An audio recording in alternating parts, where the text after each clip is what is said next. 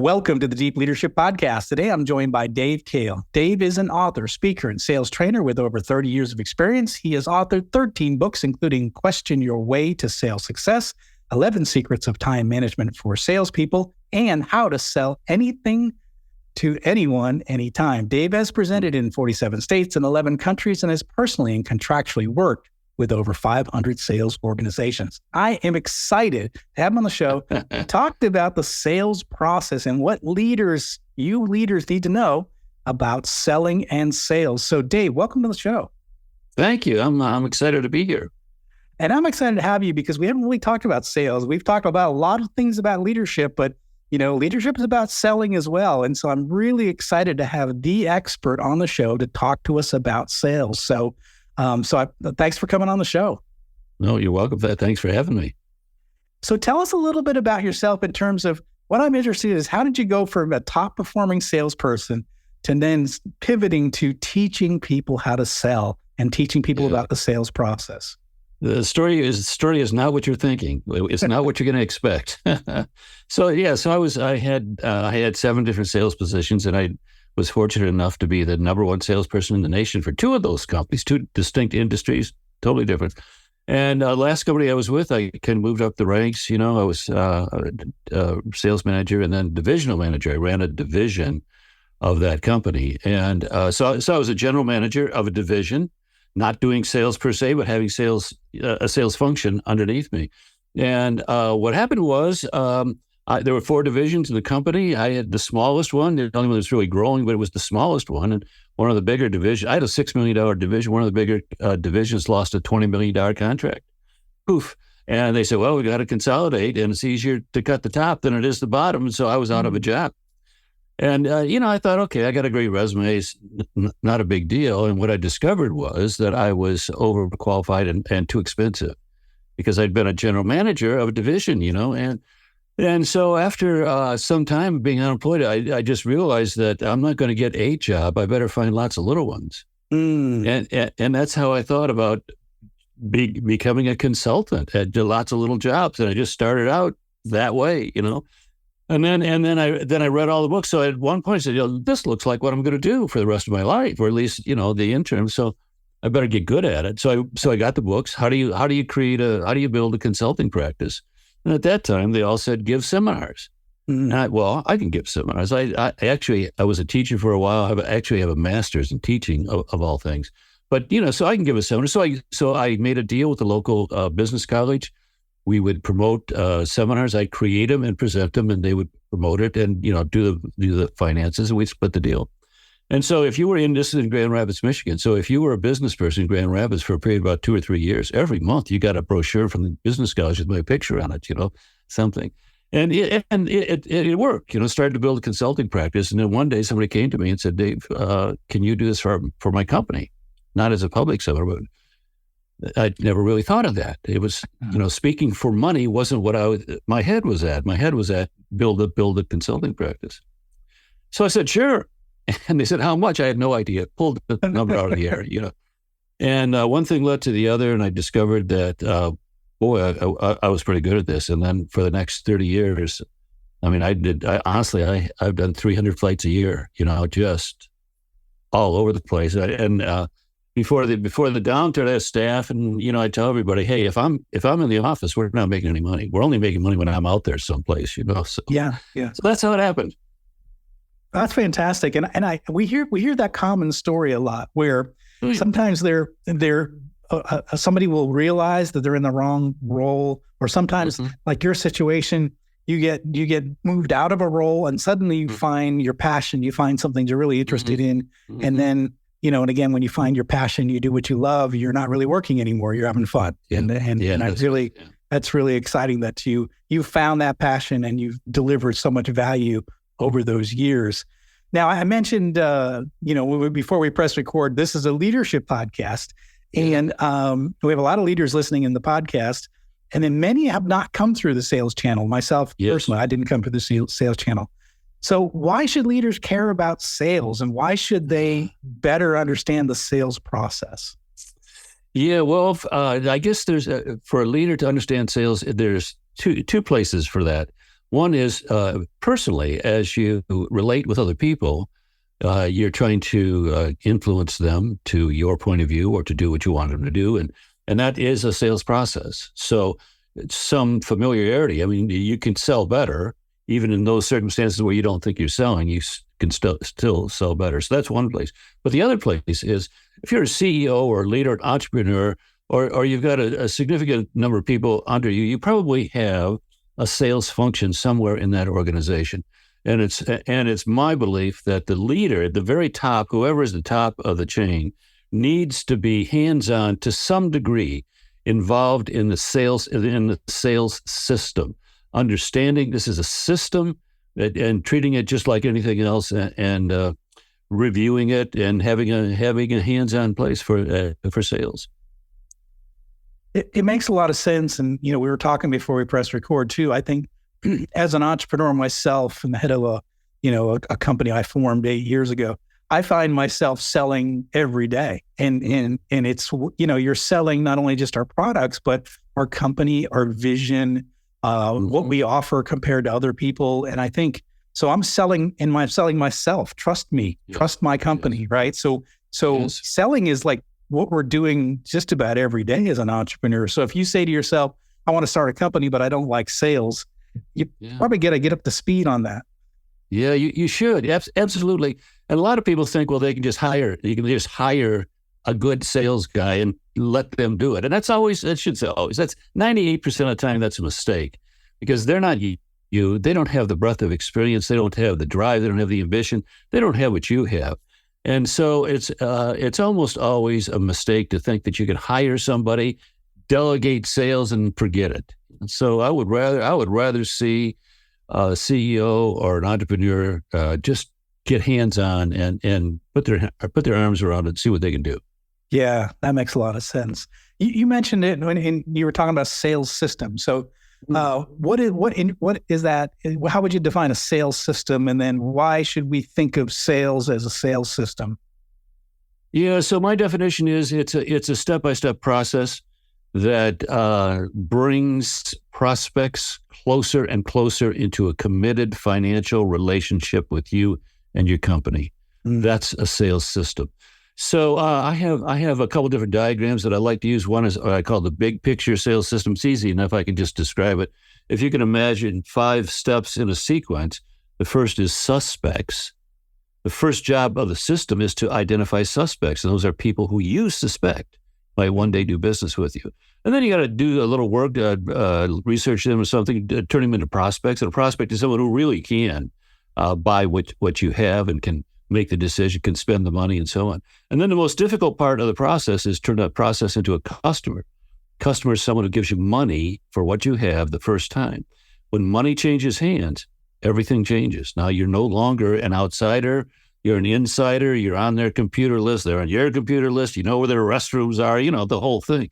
And that's the biggest, most difficult step for any sales system. And then you think we're done. We're not done, because now we take customers and turn them into clients, which is my vernacular for someone who buys over and over on a regular basis. But we're still not done, because there's one more step. And the last step is to turn some of those clients into partners. And maybe of the customer base, of all the customers you have, maybe 3% might turn into customers. So it's not everybody, but it's a very exclusive, intense relationship with a few people who really are your annuity. I mean, they keep you in business. They like you personally. You know, they are committed to you, and they buy almost everything they can from you. And so that process, that's a very defined process. It can be measured. Every step, every piece of that can be measured. And since each step can be measured, we can look at each step individually, say, how can we do this better? You know, what tools do we need? What training do we need? Do we have the right people? All those kind of questions follow an understanding of the numbers that you can generate just in your sales system. Just thinking that simple 5-place scenario is a tool to help you conceive a sales system. So it's almost as if it's a funnel where you have your suspects, and then you eventually become customers, eventually become clients. And then, what was the last one? Your Partners. partners. Yeah. So it's this funnel where there's just a very few small percentage that become a partner then. Yes. Yeah. So your system. So once you get the concept of a sales system as, again, a step-by-step process that is focusing on bringing customers and prospects into a closer financial relationship with you. Once you get that, then you can lay it out and make it very specific to your particular industry, your business, and so on. The basics are the same, but of course it begins to get different with the details. You talk about a sales dashboard, and I'm familiar with some dashboards in having run manufacturing businesses. We typically have dashboards of KPIs and what have you. What does a sales dashboard look like, and what are maybe some of the things we should consider having on that sales dashboard? Yeah, well, first of all, there should be a dashboard if you're going to take a systems approach. Just like you probably have numbers you look at every week. For operations, right? You know how much stuff came in, how much stuff went out, you know what the key steps along the way. You probably have the same thing for your finances. You know how much money you have in the bank today. I'm sure you do. You know what you got in receivables. You know what you got in payables. All those are numbers that you look at on a regular basis. But do you know how many prospects do you have? You know how many customers you've created this month? You know how many clients you have in the system? Those are the kinds of things that can be measured and reported. And when we put a system in place, we, of course, put a dashboard in place, and we decide what are the key things to measure. And then we set up a system whereby those are looked at in a formal setting once a month. And once you get it set up, it takes some time to get it set up. Once you get it set up, you can invest an hour or two once a month in sales and keep your fingers on top of everything. You know what's going on, and you're directing where the time and energy can best be spent because the numbers are showing you that. So that's a dashboard. And typically, to keep it kind of simple and easy, you say no more than 10 numbers, and the numbers are the key steps in the process. So one of the key steps, for example, is making a first call on a prospect. Yeah. We should know how many of those happened this month in your organization. And when I say happen, that doesn't necessarily mean a salesperson does it. There's all different ways of doing that. But we'll find the best way for your organization. But you should know how many first calls. You should know how many customers are created. And again, you should define a customer. So you should know how many clients were created from customers. You should know moving a client to a prospect is often a difficult long-term process, but often requires an individual sort of checklist. Let's do these things, So you should know how many of those key partner events happened in your business this month. And once you define the key steps and the processes, and you create some numbers and some percentages, then you just look at it every month and say, what jumps out at us? Where is the place where we need to direct time and energy this month? And eventually, you have a system that just works really, really well because you're measuring it and improving it every month. Oh, that makes so much sense. And if it works with other things, why not with sales, right? Absolutely. Exactly. What's your opinion on hit rate as being a measure, one of those measures in the sales cycle? I would imagine you have a strong opinion about hit rate. Everybody does. So I'm curious to hear yours. Well, let's say I'm not going to put out there any absolute numbers. I will say it can always be better. So that's one of the key processes. When you say hit rate, so I would define that using my terms as a customer becoming a customer the first time. So the first order from a prospect. Others can be proposals accepted to proposals in a customer. Right. So that's part of the process, turning it into a client. So we measure that? Oh yeah, absolutely. That's one of the keys. Is to measure those kind of things. And again, it depends. It depends so much on how well you do everything else. For example, you can have a really high hit rate because you've reduced your prospects to a small number of highly qualified prospects. Yeah. And you could have a low number because you haven't done well in prospects. It's got nothing to do with your proposals. It's got everything to do with the front of the system. So again, all these things fit together, but you can dissect that, and your hit rate can always be better. I love that. And, to me, I look at it and to me, the trends are like interesting. Okay, well, it's going up or down. Why? And I love spending time looking at maybe some of the reasons why that things are happening. Is it price? Is it lead time? Is it we're not? We quoted a lot this month, right? What have you? So what are the things that are? So I love that idea is that there are reasons behind it, and we need to be spending time figuring out what the reasons behind. So, obviously anyone who's leading a business wants more sales. So, what are some things that sales teams can do to improve their results, and how can the leaders help them improve their results?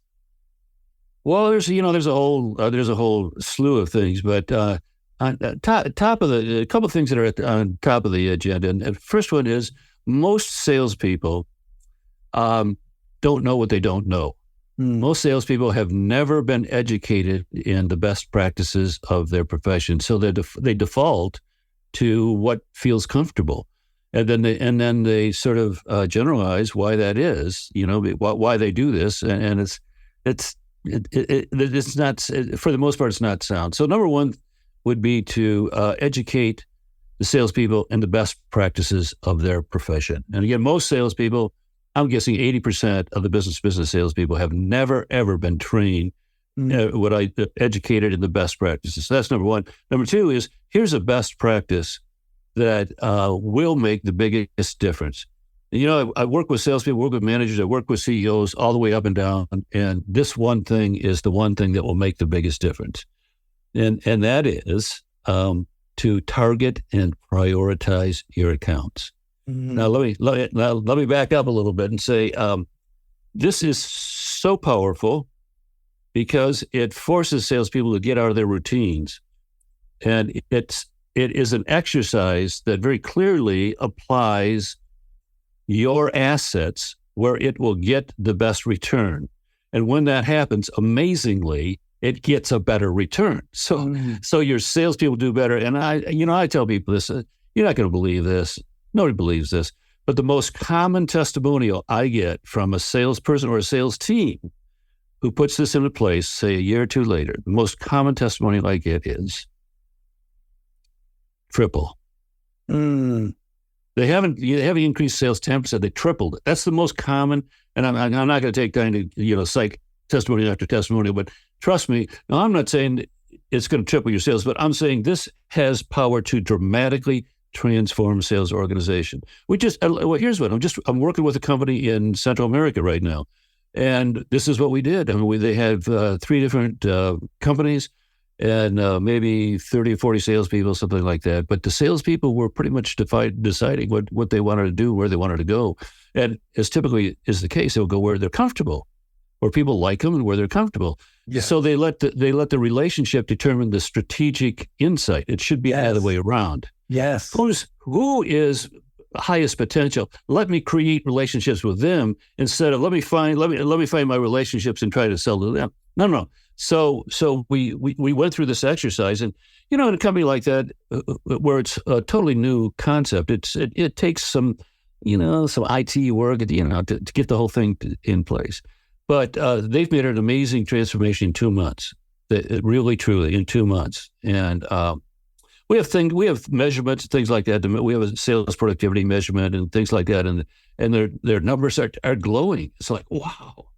I love that. It's sort of a magic bullet, and is the idea that we human beings, we do what's comfortable, right? We go to the accounts that know us. We bring them coffee. We we talk about the game, and so we did something. We made a sales call, right? We checked a box, but is that the account that's truly going to change our company in this region, right? Yeah. The answer to that is probably no. It's probably the one you're most comfortable. But if we set targets, we put the rudder in the water and steer the ship towards the targets versus just going where the wind takes us, I think you're going to get better results, just like anything else we do in our lives, right? If we set a target to lose weight or get in shape or and we start moving in that direction, we're going to achieve those goals, right? Versus just doing what's easy, like get up late, get a cup of coffee, go to work, right?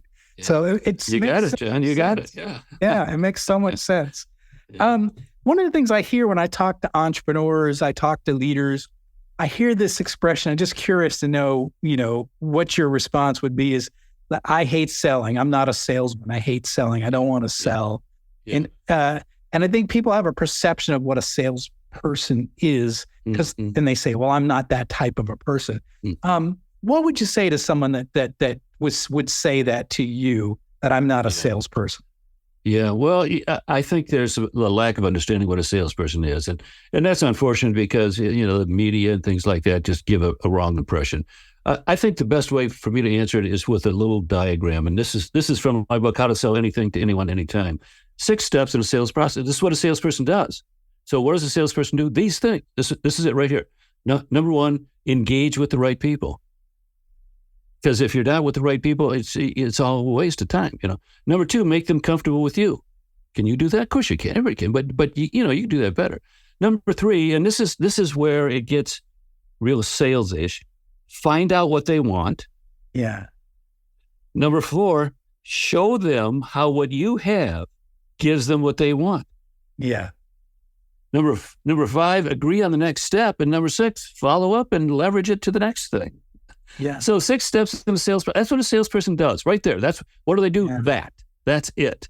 So, it's like there is a process. Understand the process, and then forever get better at each piece of the process. And that's our approach to training. By the way, we train salespeople. That's what we do. But it's like I like to compare it to growing corn.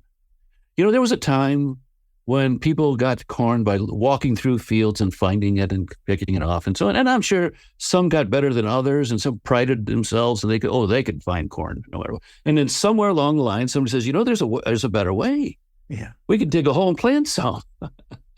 and so now all at once, the whole thing about, should we plant it 1 inch deep or 2 inches? Should we plant it this far apart? So there's a whole science now that comes in. And as a result, we have cornfields that, feed the world. So it took a different way of thinking. And sales is like grown corn. It's a different way to think. And when you think about it, a lot of it is instinctive, but you could always do it better. But it's good to have a format to keep in mind, to keep you honest and focused.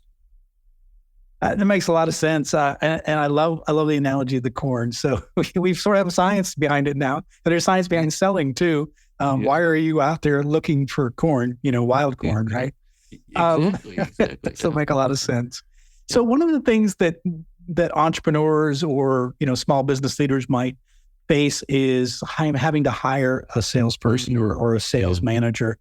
Are there some things that we should look for when we're bringing somebody on board that is going to be a salesperson? And then how do we identify the right people and train them to do the job we want? Yeah. So I mentioned I did seminars for this business college. The very first seminar I did was an 8-hour program called How to Find, Interview, Select, and Hire a Good Salesperson.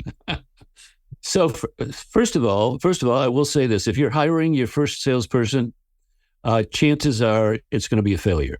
As a matter of fact, chances are it's going to be the most difficult, time-consuming, arduous thing that you have done in a long, long time. So, and again, I'm speaking from personal experience, but I've worked with 500 or so sales organizations. When I did the seminar, I asked everybody in the seminar, how many people had a good experience with the first salesperson they hired? Put your hands up. Well, somebody would, but they always had, caveats. Yeah, but, it wasn't, so basically nobody does. As hiring a salesperson, a good salesperson is incredibly difficult. So how do you do it better? Well, you get all your ducks in a row. You answer all the fundamental questions like, what is he or she going to do? What are the expectations? Do you expect him to be in the office? Do you expect him to do so many phone calls or cold calls? Do you expect him to fill out forms? Clearly define the expectations. Clearly define the compensation plan. So there's no doubt. Take all the ambiguity out of it. So first of all, get the position solid, and then go look for people to fit that position. Yeah. And for typically, first salesperson hired in a company is somebody's friend, and who's, you make all kinds of concessions for because he says he's worth it. And, almost never, like, I don't know that any of them have ever worked out from my personal experience. So you create some criteria and you stick to the process, realize it's going to take a long time. I had, when I was transitioning from sales to sales management, my manager, who was the best manager I ever worked for, took me aside one day and said, "Dave, remember this. When it comes to hiring salespeople, if you're really, really good, you're going to be wrong half the time." I'm laughing because I've been leading for organizations for a long time, and I found the same thing to be true. So absolutely, it's true. So he said to me, "So it's more important to be able to fire well than it is to hire well." Like, that just blew my mind. I've never heard anything like that. So where is it? But preparation and process is the key to making a better decision, and understand human beings, what they are. We have a lot of science these days in hiring, but it's still a shot in the dark. And that 50%, maybe we're at 60% now if we're good. Or large organizations who are good, got the whole process down, maybe they're at 60, 70%. But if you're an entrepreneur, you're not going to be at 50 or 60%. Luckily, you'll be, again, the first guy you hire is probably not going to work out. Maybe the second or third. You're going to get some bruises along the way here. Yeah. No, absolutely, for sure. I've had some success hiring people from the industry that I've worked with in the past that I have established that has an established reputation. That's where I've had my luck. But certainly new people off the streets, it's a 50-50 proposition for sure. Yeah, for sure. Yeah. So if we're people listening on this podcast, and someone might be a salesperson listening in, and what advice would you give to your typical salesperson today? How can they be a more effective salesperson, to be a top salesperson? Yeah, I think to want to. Honestly, most salespeople aren't top performers because they don't want to be. And I know that sounds a little cruel, but you have to pay the price. You have to invest. Here's the thing. If you randomly select 20 salespeople, just randomly select them, and then survey them, you'll discover that only one out of those 20 has spent $25 of his or her own money on their own improvement in the last 12 months. So first of all, you got to want to. And so that sets you apart from 80% of your competitors right there, because most of them don't want to. They just want to do this as a job and get by. So if you want to be successful, that's the first. And secondly, understand you need to invest in yourself. And that means money and time. And it also means emotional investment, because you're going to stretch yourself and do things that you're not comfortable with. You're going to, just like the targeting and prioritizing. It means you got to call on people you haven't called on. You got to say no to people who are expecting you. You got to do some things that are uncomfortable as you grow as a salesperson. So there's the need to invest time, money, and emotional energy into the process, and then realize that you're never as good as you can be. It's the one thing about sales. You're never as good as you can be. You can always get better. So dedicate yourself to that, and dedicate yourself to specific chunks of time on a regular basis, just to learn and get better. And eventually, if you have the drive and you have the energy, eventually you'll be successful. That's powerful advice, not just for salespeople, but for anything you're trying to do in life.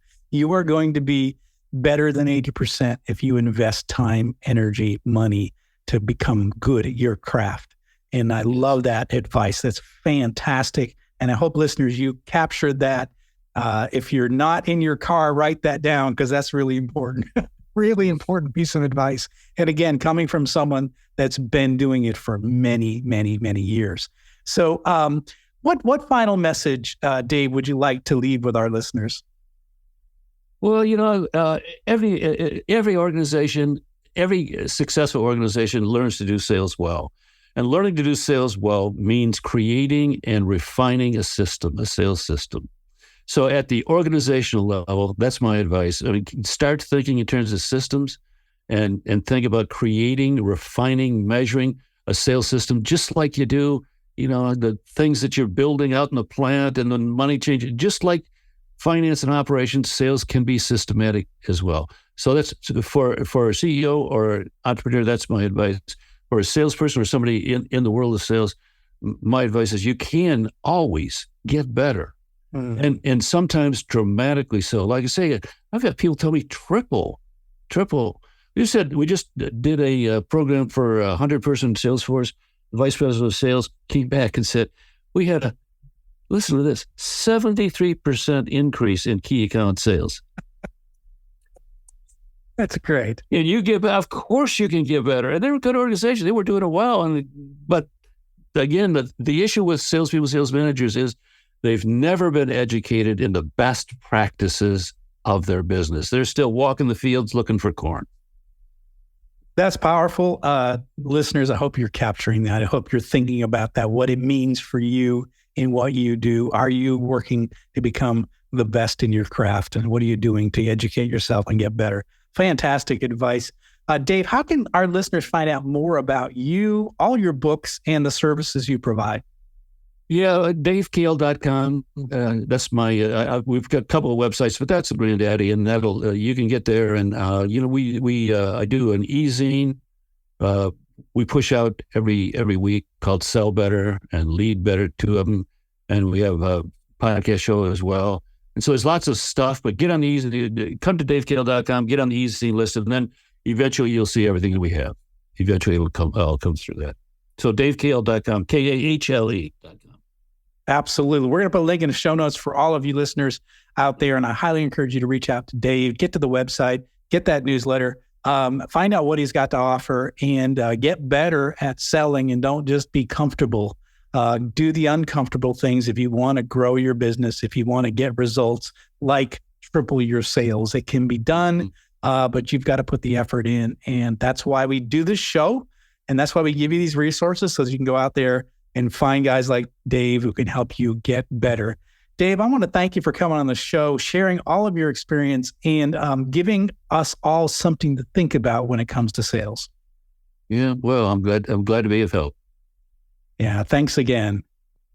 Well, that's it for today. Thank you for listening to Deep Leadership. If you like this podcast, please subscribe and share so we can continue to build a world with better bosses. Until next time, this is John Rennie saying take care and lead well.